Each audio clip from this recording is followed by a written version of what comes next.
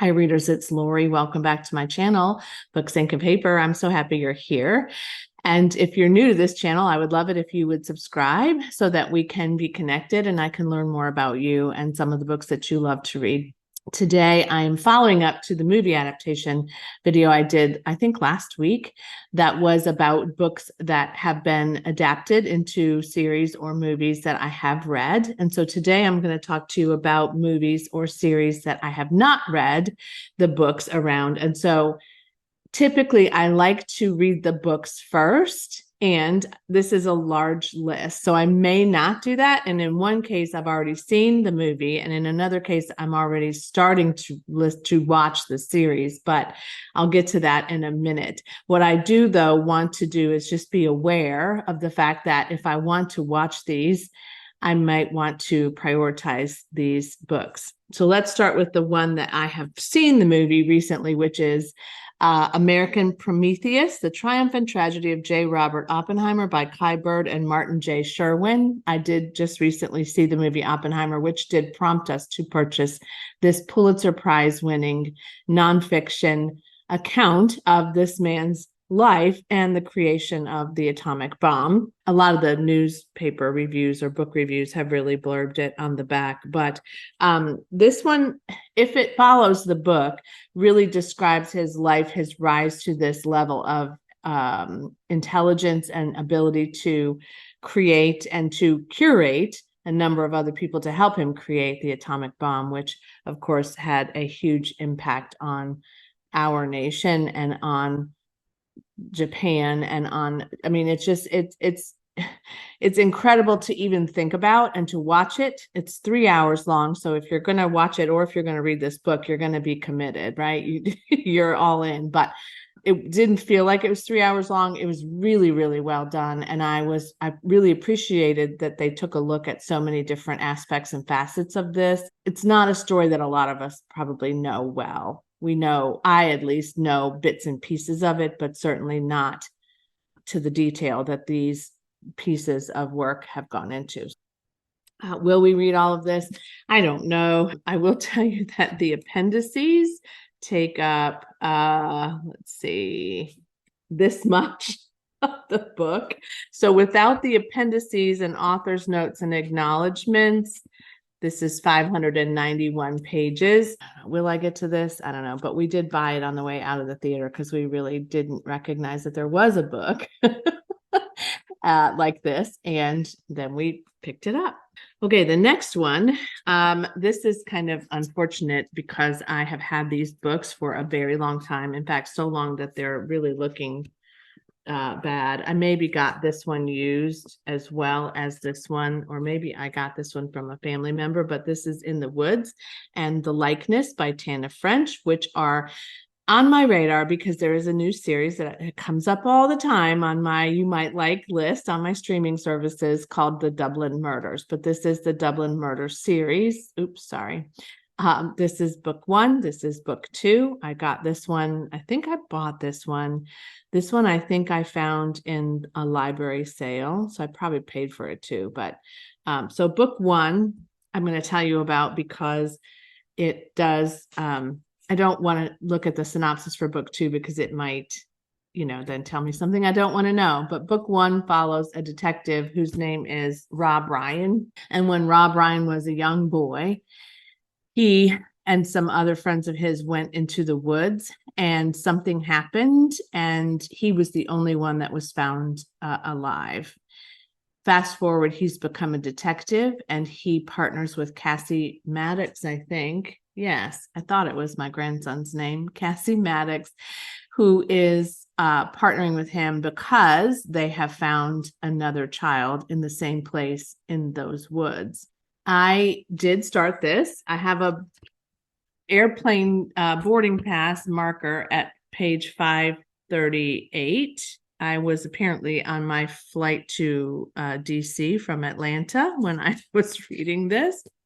I don't know why I didn't finish it, except that it may have been in 2014. It may have been that I was, it was also December, but it may have been that I was overwhelmed with work. I would suggest that that's probably the case. I would like to get back to this sooner than later. I would like to watch that show. I love adaptations of novels, but I also love adaptations of stories that are set in Ireland or England or Scotland. So that would be a great read for me sooner than later. Oh, and Dublin Murders is streaming on Prime Video at the moment. By the way, if you're ever interested in understanding where a show is streaming, there is an app called Real Good, ReelGood, and you can put in anything that you want to watch, and you put in your subscription services, and it will tell you whether or not it's being featured on anything that you're streaming and subscribing to. This next one is on Netflix. I'm going to start by telling you that. It is called The Luckiest Girl Alive by Jessica Knoll. I've had this for a really long time. I am not even kidding you when I say I don't even really remember when I purchased this, but it was copyrighted in 2015. So clearly, I have not gotten to this for a while. I've not read anything by Jessica Knoll that I can remember anyway. And this one is kind of interesting. It's about a young girl who is humiliated in some way, and her whole life is just, changed by this internally, but also she reinvents herself as kind of a very successful, well-dressed woman who's married to a, kind of very well-dressed, successful man. And she's kind of living this life of luxury and wealth, but also still has this secret from her past. And my assumption is that this secret somehow comes back up and she is required to change or respond to something or keep it hidden. I'm not sure. I don't want to know a whole lot about this, except that it sounds really good and it's short. And I don't know why I haven't gotten to this yet, but I would like to. The blurb on this is her perfect life is a perfect lie. Not so lucky, I guess, if you have to keep lying. Red, White, and Royal Blue by Casey McQuiston is one that has intrigued me for a while. And then I saw that it had an adaptation and I thought, okay, gosh, let's get to it. And I actually think that I put this on hold on Hoopla, maybe. So I should be able to read it soon or listen to it. I can't really recall which one of those I got.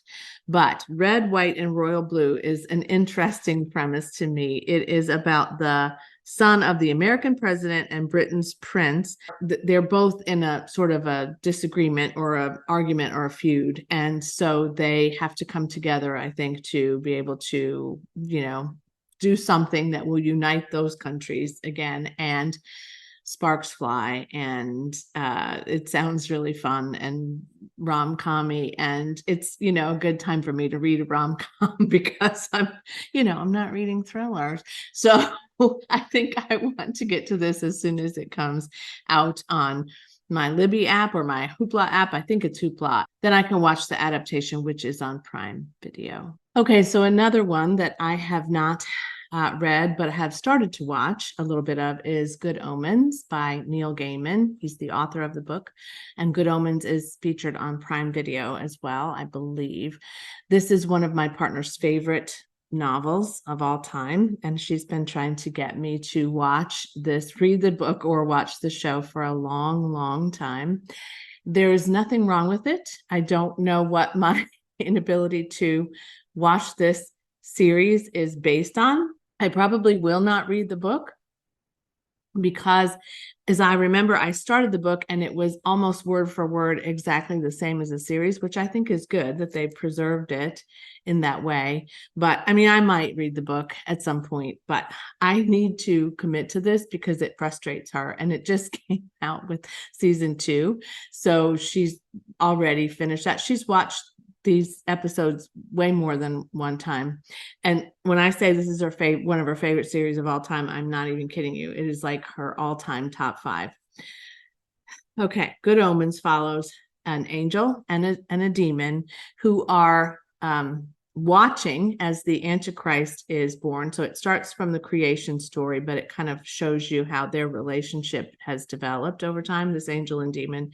But at some point, they both have just decided that they're going to work together to stop Armageddon. So they're going to follow the Antichrist around, and they're going to try to use their powers to stop something terrible from happening. However, their bosses, which are, of course, God and the devil, do not know that they are coming together to do this, which, yeah, I mean, you have to suspend some belief, literally, that you might have in the creation story and in those kinds of things. However, it is hilarious. It stars David Tennant and Michael Sheen, who are both tremendously amazing actors, and they both came together during the pandemic to do some video series that is hilarious. If you've never seen it, I really recommend it. I think it started on YouTube, but it may be on something else streaming now too, but it's wonderful. It's wonderful. So speaking of David Tennant,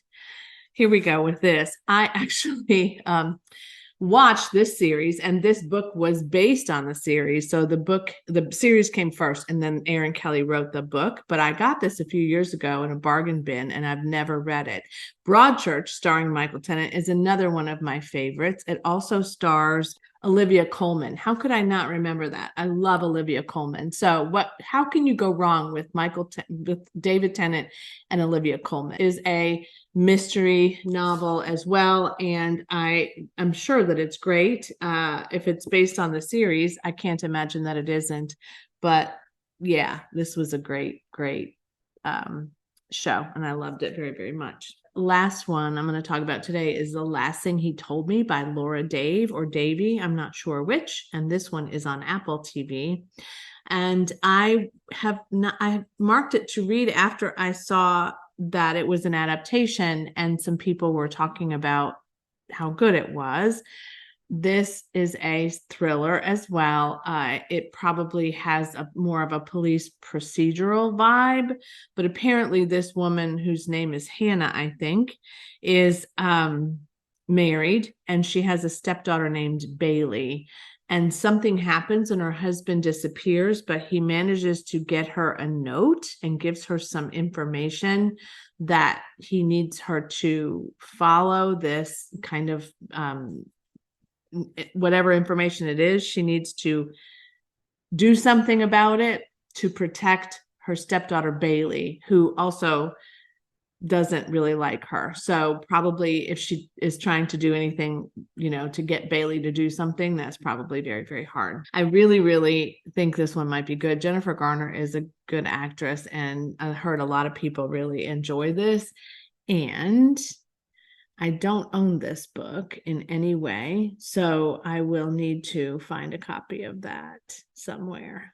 I'm sure it won't be hard. Okay, that is my list of movies, series, TV series that are out that I would like to watch or have watched, but also the books that I would like to read first. Will I take that to the ground with me and make sure that I read them first? I don't know. If I really feel like watching something one day, I'm not gonna probably stop myself from doing it, but I do really prefer the watching later. We'll see what happens. Let me know if you've read any of these or if you've watched any of these and what you thought about them. I'm always curious to see that and learn that, and of course, read your great comments. So thanks for all of you who have liked and shared and commented. I appreciate that so, so very much. And all I can say now is happy reading and happy watching. Bye.